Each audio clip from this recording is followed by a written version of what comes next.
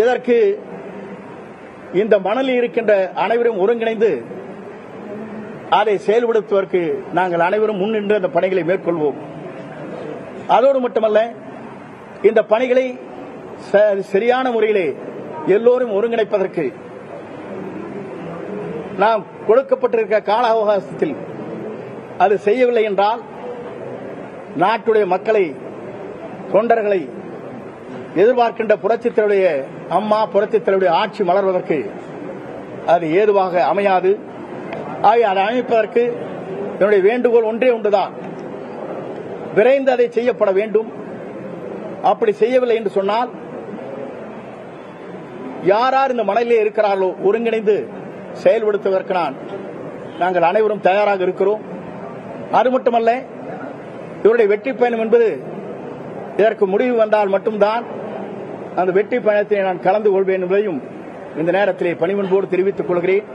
நாடு நலங்காக்க, நாட்டு மக்கள் நலங்காக்க, தொண்டல் நலங்காக்க, புரட்சித் தலைவர் அம்மா, புரட்சித் தலைவர் அம்மாவுடைய நல்லாட்சி மலர என்னுடைய பணிவான இந்த வேண்டுகோளை உங்கள் மத்தியிலே வைக்கிறேன். நன்றி, வணக்கம். முன்னாள் அமைச்சர்கள் நீங்கள் உட்பட 6 பேர் ஒரு முறை இபிஎஸ் சந்திச்சு இதை வலியுறுத்தினீங்க. அதற்கு அவர்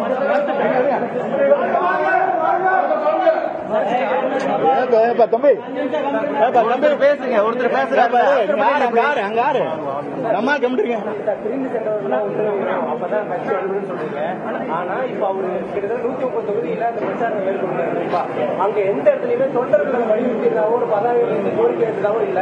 அப்படிங்கும் போது தாங்கள் வலியுறுத்துறது தொண்டர்கள் மனநிலையா இல்லையா அப்படிங்கிற மாதிரி ஒரு சந்தேகம் அளிக்கிறது. வருகின்ற கூட்டங்கள் வேறு, பலவேறு தரப்பட்ட தொண்டருடைய மனநிலை வேறு, முக்கிய நிர்வாகிகள் மனநிலை வேறு. மக்கள் ஒன்றிணைந்தால் மட்டும்தான் வெற்றி பெற முடியும் என்று மக்களுடைய மனநிலைகள் வேறு. இதை மனதிலே கொண்டுதான் இதற்கு ஒரு முற்றுப்புள்ளி வைக்க வேண்டும் விரைந்து என்பது முறையிலேதான் இந்த கோரிக்கையை நான் வைத்திருக்கிறேன்.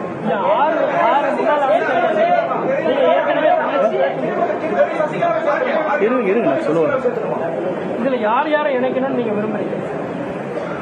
அது பொதுச் செயலாளர் முடிவு செய்யலாம். அதிலே கருத்து வேறுபாடுகள் எனக்கு இல்லை. வெளியே சென்றவர்கள் அனைத்து இந்திய அண்ணா திராவிட முன்னேற்ற கழகத்திலே முக்கிய பொறுப்பிலே இருக்கின்றவர்கள். அந்த முக்கிய பொறுப்பிலே இருக்கின்றவர்கள் இணைக்கப்பட வேண்டும் என்பதுதான் என்னுடைய நோக்கம். ஆகவே முக்கிய பொறுப்பிலே இருக்கின்றவன் நியமிக்கப்பட வேண்டும் என்று சொல்வதற்கு காரணமே, தென் மாவட்டத்திலே பார்த்தால் தெரியும், உங்களை போன்ற பத்திரிகையாளரும் செய்தியாளரும் உங்களுக்கு நன்றாக தெரியும் நிலை என்ன இருக்கிறது என்பதை நீங்கள் புரிந்து கொண்டிருக்க முடியும். ஆகையெல்லாம் ஒருங்கிணைக்கிற போதுதான் வெற்றி என்ற இலக்கை மட்டுமல்ல, மாபெரும் வெற்றி அடைய முடியும்.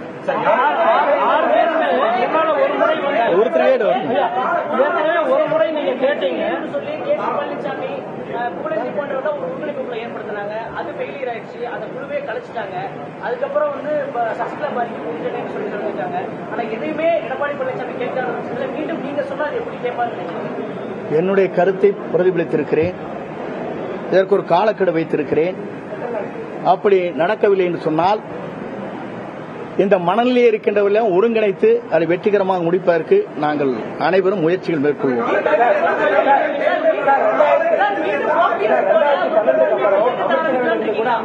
உங்களை விடுவிச்சிருந்தாங்க. ஆனா மீண்டும் முதலமைச்சர் எடப்பாடி பழனிசாமி அமைச்சரவையில கூட சேர்க்கப்பட்டீங்க. ஆனா இப்ப அவருக்கு எதிராக நீங்க கருத்து சொல்ற மாதிரி இருக்கு. அது போன்ற கருத்துக்கள் இடத்தில் இல்லை. அவரே 2009 பொறுப்பிலிருந்து நீக்கப்பட்டார். அது உங்களுக்கு தெரியுமா?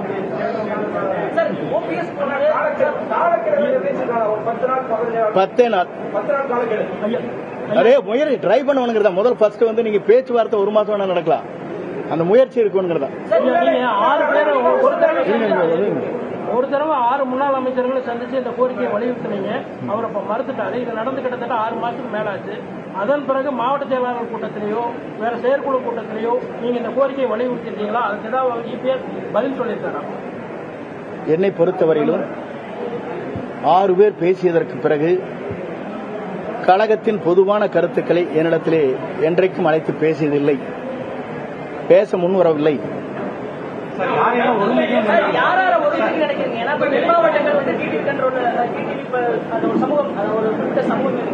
அவங்களுடைய வாக்குல நினைக்கிறீங்களா? இல்ல ஏற்கனவே பல்வேறு காலகட்டங்களில் அது ஒருங்கிணைப்பு எப்படி ஏற்படுத்த எல்லோரையும் ஒருங்கிணைக்கிற போதுதான் கட்சி வலிமைப்படும். எல்லோரும் ஒருங்கிணைக்கிற போதுதான் வெளியே சென்றவர்கள் அமைதியாக இன்றைக்கு கழகப் பணியை ஆற்றாமல் அமைதியாக இருக்கின்றவர் பல பேர் இருக்கிறார். அவரெல்லாம் அழைத்து அங்கங்கே ஒருங்கிணைக்கிற போதுதான் நாம் மாபெரும் வெற்றியை ஈட்ட முடியும். இந்த நோக்கத்துக்காக மாவட்ட வாரியா சுற்றுப்பயணம் போற மாதிரி ஏதாவது திட்டம் இருக்கா? இல்ல, ஏதோ 10 நாள் டைம் கொடுக்கணும். என்னை பொறுத்தவரையிலும் இன்றைக்கு உங்களுடைய பத்திரிகையாளரை சந்தித்திருக்கிறேன். அதற்கு பிறகு என்ன நடக்கப் போகிறது, நாம் என்ன செய்ய போகிறோம் என்பதை எனக்கு நெருங்கிய நண்பர்கள் இருக்கிறார்கள். இந்த மனநிலையோடு அவரை கலந்து அது முடிவு மேற்கொள்வேன். யாரு யாரு பிரிந்து சென்றவங்களை மீண்டும் கட்சியில இணைக்கிறதுக்கு வாய்ப்பே இல்லைன்னு திட்டவட்டமா எடப்பாடி பழனிசாமி திரும்ப சொல்லிட்டு இருக்காரு. இந்த நிலையில சாத்தியம் நினைக்கிறீங்க, எதனால அவரு மறுக்கிறாரு? அவரு தலைமைக்கு பாதிப்பு வரும்னு நினைக்கிறாரா? என்னை பொறுத்தவரையிலும் அவர் மனநிலையை பற்றி எனக்கு தெரியாது. என்னுடைய மனநிலை, கோடான கோடி தொண்டருடைய மனநிலை, பொதுமக்கள் இந்த இயக்கம் வெற்றி பெற வேண்டும், நல்ல நேரம் இதுதான் என்று விரும்புகின்ற மனநிலையைத்தான் இங்கே வெளிப்படுத்தினேன். கடந்த காலங்கள்ல நீங்க மத்திய டெல்லி போயிட்டு பல்வேறு தலைவர்கள் பாஜக தலைவர்களை சந்திச்சிருக்கீங்க. குறிப்பா இது அதிமுகவோட தலைமை அனுமதி இல்லாம போய் சந்திச்சதா கூறப்படுது. இதற்கு முன்னாடி அம்மையார் ஜெயலலிதாவோ இல்ல எம்ஜிஆர் இருந்தப்ப இந்த மாதிரி ஒரு தலைமையில இருக்க ஒரு முன்னாள் அமைச்சர்களோ யாராவது இந்த மாதிரி சந்திப்பு ஏற்படுத்த முடியுமா? இதுல ஏதாவது உள்நோக்கம் இருக்கிறதால தொடர்ந்து அதை பத்தி தான் பேசுறேன். பாரத பிரதமரை சந்தித்து இருக்கிறார். என்னைத்தான் பப்ளிசிட்டி பண்ணிட்டீங்க. நம்முடைய அமைச்சர்கள் இருந்து பாரத பிரதமரை சந்தித்து பேசியும் இருக்கிறார்கள். உள்ளாட்சித்துறை அமைச்சரையும் பேச்சுகள் இருக்கிறார். என்னை மட்டும் தனிப்பட்ட முறையிலே நீங்கள் ஏன் சென்றீர்கள் கேட்கக்கூடாது. அவர் அழைக்கிறார்கள், போகிறோம். போனதற்கு பிறகு ஒரு நல்ல சுமூகமான உறவு ஏற்படுகிறது. இன்று இணைந்து பணியாற்றுகிறார். இது உங்களுக்கு மகிழ்ச்சி இல்லை?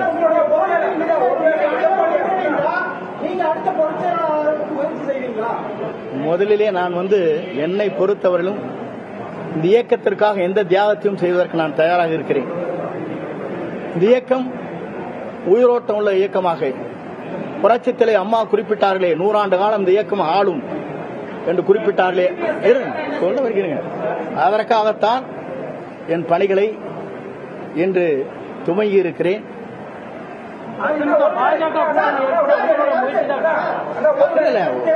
என்னுடைய முயற்சி என்று சொல்லவில்லை. இல்ல, என்னுடைய முயற்சி என்று சொல்லவில்லை.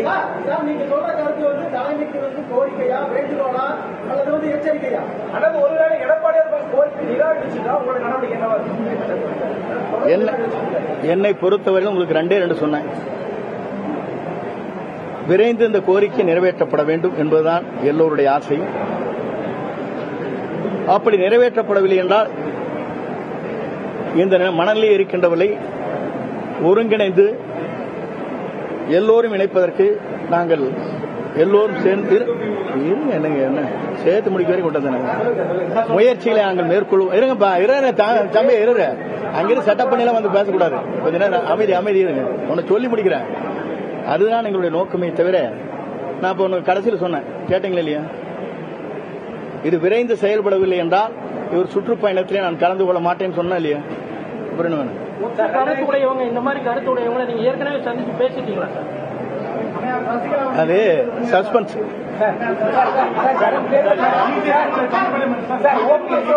ஓபிஎஸ் பிரிஞ்சு போகும்போது முன்னாள் அமைச்சர்கள் உங்களை போன்ற மூத்த போய் சந்திச்சு பேசினீங்க. ஆனா அதையும் மீறிதான் அவரு வெளியேற்றப்பட்டார். வெளியே போனாரு. திரும்பவும் அவரா கூப்பிடுறாரு. 2020 தேர்தலுக்கு தோல்விக்கு அவரும் காரணம் அப்படின்னு சொல்லப்படுது. அப்பெல்லாம் அவரு கட்சிக்கு வேலை பார்க்காம தோல்விக்கு காரணமா இருந்தது. இப்ப சேர்த்துக்கோ அப்படின்னா எப்படி சேர்த்துக்கோ அப்படிங்கிற மாதிரி தானே எடப்பாடி பழனிசாமி நிலைமை இருக்கு. இது எஸ்டிஎஸ் தலைவர் பேர்ல எஸ்டிஎஸ் அவரோடு சேர்ந்து நாடாளுமன்ற உறுப்பினர்கள் 2 பேர். என்னப்பா எதனா கேட்ட எதனா ஆளுங்கன்னு கேட்குறேன். இருங்கப்பா, நான் உன்னை சொன்னா கேளுங்க. ஆளுநரிடத்தில் ஊழல் குற்றச்சாட்டு கொடுத்தாங்க. என்ன, அவரையே மன்னித்து தலைவர் வாருங்கள் என்னோடு இணைந்து பணியாற்றுன்னு சொன்னார். எப்படிங்க இவங்க அப்படிலாம் சொல்லல? கவர்னர் கொடுத்தாங்களா?